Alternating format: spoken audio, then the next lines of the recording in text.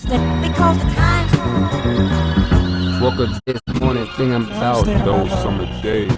best friend got caught up when I stayed in Douglasville. I'm doing something I felt by myself. Mama called me drama and I wanted to leave a better blue.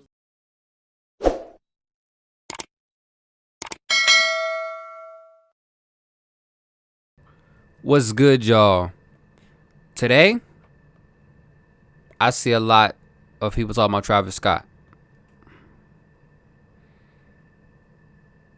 I just want to say one thing. That's my brother. Yeah, he's in the wrong to a degree. People not holding everybody else accountable because he's supposed to be the mastermind of everything, but he hires people to do all that. But it's understandable, it's understandable why people feel how they feel. The people that passed away, rest in peace. I'm glad he's paying for the funeral cost and refunding everyone. So I'm glad to hear that. But let's not cancel my bro, because he's just, he's a black dude. Most black dudes, we can't say shit, and once we do say something on that larger platform, you better be careful what you say, because they gonna boy you, son you, like, boy, what you doing? You better stay in your place, boy.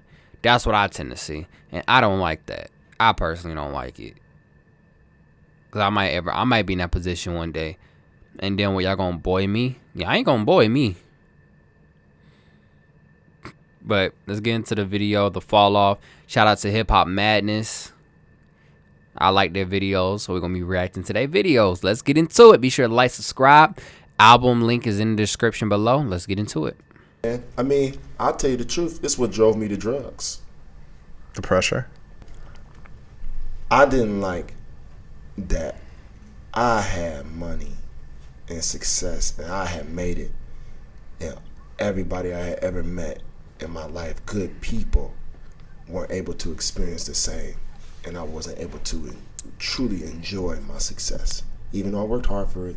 I've even just told him recently, like, yo, listen, man. At this point, which I think is just true, Drake is competing against Drake. Is at a teetering spot where people want to say he's falling off. That's why I did my rant about him falling off. It's only in hip hop that we're looking at Drake to still go. We're trying to have him find a different peak. Anything can turn sour, and in the cutthroat world of hip-hop, even greatness can eventually turn into a burden. In a genre that demands more and is always looking for artists to up their game, both the hyper-competitive design of the industry and the unmatched ruthlessness of the fan base has meant that reaching the top isn't always the final destination, but another obstacle to navigate. Take Jay-Z, for example. When he retired in 2003 with the Black Album, Hov went out during a time period that many saw as the peak of his career. At the time, it felt like a wise move that left his legacy set in stone and fueled the logic that you should always leave the stage with fans wanting more. Then, 3 years down the line, he was right back at it. Something, when you love it, is always tugging at you and itching, he said as he returned with the 2006's Kingdom Come. I started fumbling around to see if it felt good. But no matter how historic his back catalog is, Jay never recaptured the hype he had when he initially left the arena. And in the words of Lil Wayne, who became the man to wear the crown, he said this: "You left on a good note. You left. This was your house. All the people in the house, all the artists were saying, yo, this is Jay's house. He's bowing out gracefully. We all say he's the best. All the players say, you the coach, you the best. We love it. You bowed out." Sure enough, within a year of his re-entering the booth, his American Gangster album saw Hov produce a bar that summarized the mentality that only those who've touched the top of the mountain. Okay, everyone, this is insecurity. This is insecurity. So I'm just trying to, yeah. What it is, it's like a wart or like something like a mold or something like that. It's not nothing bad or dangerous, because I got it checked out like when I was younger. I said, no, it's fine. It's okay. It's no tumor or nothing. No cancer. It's just something that grew. He could always get it removed later in life. It's fine. So yeah, that's what it was saying. But yeah, that's insecurity. I don't like people seeing that on me because it's weird. Does that make sense? But yeah. Mountain will understand. What do I think of success? It sucks. Too much stress. Left in a cycle of trying to outdo themselves, hip-hop's biggest names often begin chasing the ghosts of their past victories. For this example, look no further than the chatter surrounding Drake's upcoming album, Certified Lover Boy. Regarded as the industry's biggest commercial star of all time, Academics paints what Drake is now experiencing. I've even just told him recently, like, yo, listen, man. At this point, which I think is just true, Drake is competing against Drake. Is at a teetering spot where people want to say he's falling off. That's why I did my rant about him falling off. Bro, there's no number 2 that's ever going to pass him. Even if Drake drops a dud, he'll still be number 1. Just a number 1 with a dud. We'll compare him to his previous self. Like, yo, Drake 2 years ago was better. With Drake, every release has to be like top in the last release. Until Drake drops another number 1 track, we're going to say he's in a decline. It's only in hip hop that we're looking at Drake to still go. We're trying to have him find a different peak. Before God's Plan, he never had a number 1 record solo that hit like that. Drake already had a whole legendary career which spanned about 8-9 years up until that point. So he gets the number 1 record, and now the whole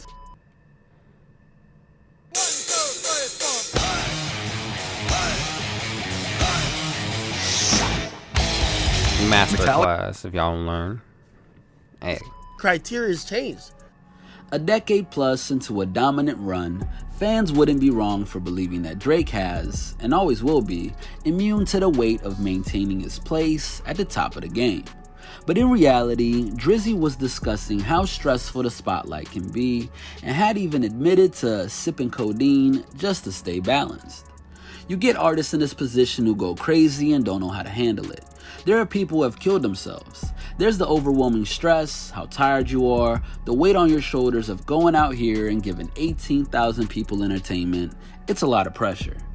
Torn between trying to uphold the quality of work and hit rate that fans have come to expect and stay invisible enough to prevent anyone from overtaking you, rappers can often find themselves pulled in several different directions at once, creating a situation where sometimes rappers that enter the mainstream with a watertight sense of who they are as artists are suddenly struck with an identity crisis. For Kendrick Lamar, the Compton MC viewed by many as the consensus voice of the generation, the desire to live up to the lineage of artists that came before him was a constant presence when he was on the come up. For the moment I started writing raps, I was always aware of the pressure, he informed GQ. I always wanted to live up to how huge Snoop got, how huge Dre got, how huge Pac got. I was always aware, but by the time I got the pressure, it was a whole new story. After the release of Good Kid, Mad City, the man would become known as Kendrick had, on the surface, fulfilled his dreams. But in doing so, his ability to savor his status as the new crown prince of conscious hip-hop was impeded by feeling like he'd lost touch with how he was before the fame. By the time that he came to follow up his acclaimed debut with To Pimp a Butterfly, the poignant You saw Lamar channel the difficulty in separating how he sees himself as a human being and the expectations that others place on his shoulders. During an in-depth interview with Rob Markman, he spoke about how the journey to worldwide fame left him battling both depression and survivor's guilt. But ultimately, he uses art to work through all of his demons. This is how artists deteriorate if you don't catch yourself. Psychologically, it messes your brain up because you live in this life, you know what I'm saying, but you still have to face realities of this. I gotta get back off that tour bus and go to these funerals. With money and with my celebrity, how can I use it? How can I pimp it? Can I pimp it negatively, or can I pimp it in a positive way? Positive for me is showing what I go through, showing what I've been through. Torn between who he's expected to be as one of hip-hop's leading voices and the person he was before the fame, Kendrick is a testament to the fact that to avoid squandering your potential to leave a legacy, there needs to be coping mechanisms in place. Often mentioned in the same breath as K-Dot, J. Cole is a prime example of refusing to be consumed by the pressure of being in top 5 conversations and carrying on as if it's just business as usual. On top of living modestly and retaining his grounded life in his home state of North Carolina, as opposed to moving to the hustle and bustle of LA and New York, an interview with Angie Martinez saw Cole discuss how he employs mindfulness to prevent other people's viewpoints from becoming his own. Really, the only thing I consistently do is like, I do my breathing. It works for me, you know what I mean? Like I have a thing. a style and a technique that I use for myself. What I do in the room before a show is different than what I do at home. I want to become disciplined to where it is a part of my life every day. When things are like good or things are like a little stressful. I don't want to be like a slave to my thoughts. Yes. You know what I mean? Like I don't want to, and I feel like that's how I've been living my life. 98% of my thoughts ain't even my thoughts. It's something I seen on Twitter, heard on TV, something my mom told me when I was younger. If you catch yourself doing it again, Yeah. just enjoy the fact that you can even recognize And that bring it it's back. hard. For Cole and Kendrick, their rise to GOAT status has happened at a time where the internet and the wide array of opinions, both positive and negative, that fans have to offer have been a constant presence. And if you allow it, the downward spiral that audiences wish to claim you're on, as soon as an album such as Damn or KOD doesn't meet the legendary heights of your finest work, could be a tough pill to swallow. And as we've seen in cases such as Chance the Rapper or even Let's not talk about Chance the Rapper. My boy made a whole album about his wife about getting married, and people slept on it. It was a good ass album. Y'all understand? My 5-year plan. He had the legendary comedian. What's his name? Woo! Granddad. I'm forgetting his name.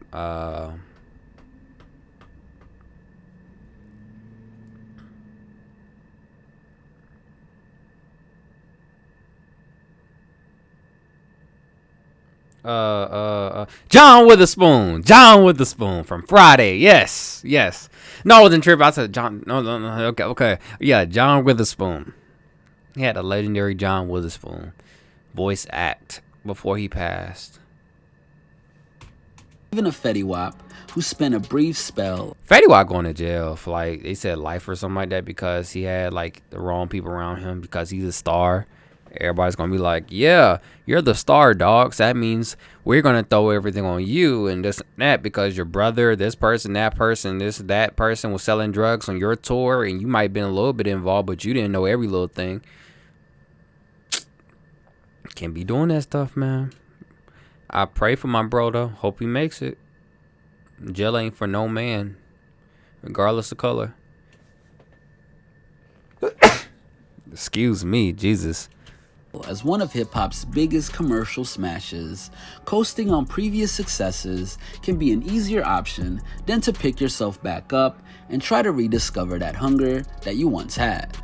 But where they've grown up in the internet age, what happens to artists who suddenly had a face being labeled as the GOAT once digital media and Reddit forums become a thing? If you're Kanye West, the answer is simple. Just pay little to no attention to the public perception of you.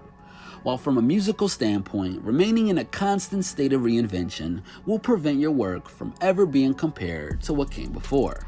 And while fame has definitely taken a toll on his personal life, Kanye still has the capacity to bring the world to a screeching halt with a new project. But for other rappers whose true stake for GOAT contendership was built in the early 2000s, this has been a much steeper obstacle to overcome. Having claimed that he was so sick and tired of being admired since the days of The Way I Am, Eminem's decision to re-enter the world of hip-hop from the 2009's Relapse onward has been a much bumpier. That one song.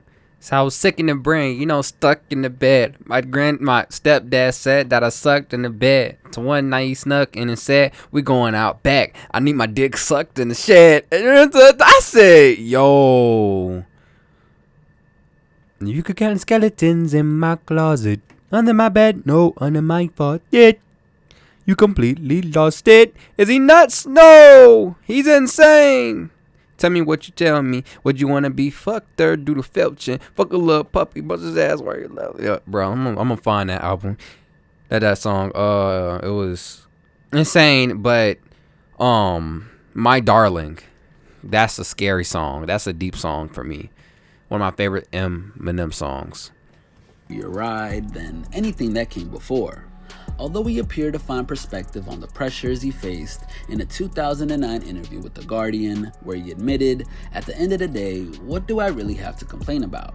That hasn't stopped him from struggling to wrap his head and rhymes around the new world. Across certain sections of the audience, there's been a tendency to make a punchline out of Eminem's self-serious approach, resulting in a few rough rollouts for Shady.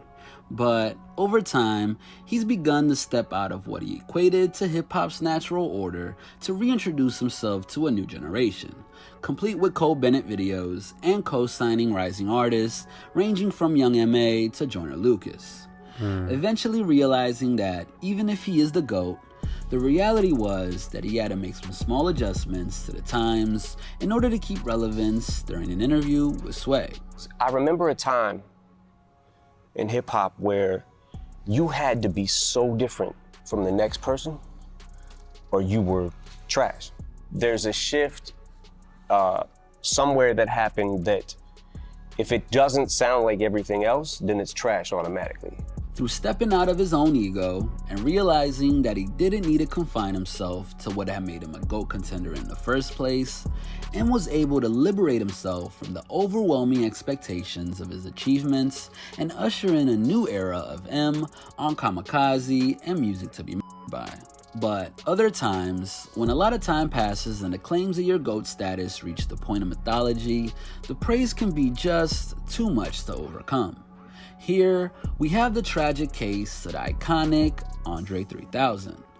Rather than making him feel self-assured in his skills, 3 Stack's appearance on Rick Rubin's Broken Record podcast saw him admit that he's been left creatively paralyzed by it all. My focus is not there. My confidence is not there. I hadn't been motivated to do a serious project. I'd like to, but it's just not coming. In my own self, I'm trying to figure out where do I sit. You know, I don't even know what I am, and maybe I'm nothing. Maybe I'm not supposed to be anything. Maybe My bad. You know, my history is kind of handicapping in a way. Left to wrestle with a reputation that is flattering but impossible to really believe, what all artists that have entered the GOAT discussion have in common is that to carry on, they have to separate themselves from the world's perception to avoid being tangled up in its expectations. Otherwise, your past successes will always be in the back of your mind when it comes time to write the next chapter in your career, and in some cases, turn it into a less authentic and successful period than what came before. Very interesting. All these artists he was talking about, they're older artists, and I feel like after a certain age, well, it's no age for music, it's life. What else can you talk about? When you first starting out, I feel this sometimes. I could talk about all this shit in the world, cause you're new. You don't have to talk about nothing. You know what I'm saying? You're not going through nothing besides feeling pressures of have to beat yourself, be the better for this year and do that, or for like 9 out of 10 you fighting mental health or battling issues with yourself. If you have all this money in the world, you're not struggling. You might be struggling with loving yourself, might be struggling with finding yourself and your momentum, this and that when it comes to making music, but that's just about it. You ain't struggling. You can eat anything you want, wake up anytime you want, work when you want. Like, I think after a certain amount of success, it's like, what do you do now? You reached it. Like, it's like if I get 50 million subscribers, what do? I made it. I don't have to do that much no more. I just want to sit around every day and just relax. You get depressed. You really do get depressed. You do. You have to be productive. That's why I'm learning how to find other hobbies besides just this. I want to be able to find multiple hobbies. You know? Maybe even go back to school just to like have a challenge. I don't know. That's just me personally. But yeah. 'Cause I always want to get a master's degree in animation, like digital art, digital like Photoshop, InDesign, graphic designer. Like I want to get a master's degree in that. So one day I may just go back to college and do that. I'm down. My kids in school, I'm in school and shit. But yeah, that being said, the fall off. I tell every artist, make music long as you can, but don't make music so long where you end up seeing